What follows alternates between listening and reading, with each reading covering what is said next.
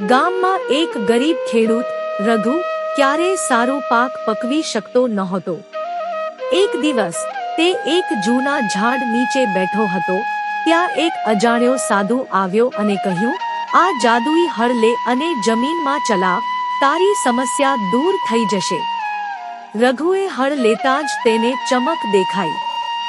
જોતજોતામાં જ્યાં તે હળ ચલાવતો હતો ત્યાં લીલોછમ પાક ઉગવા લાગ્યો। આખું ખેતર સોળે કળે ખીલી ઉઠ્યું।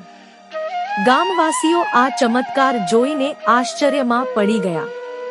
હળની તાકાત સમજતા રઘુ મહેનત કરીને પાક ઉગાવવા લાગ્યો।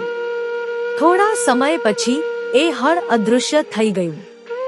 તે સમજી ગયો કે સાચું જાદુ હળમાં નહીં પણ તેની મહેનત અને વિશ્વાસમાં હતું।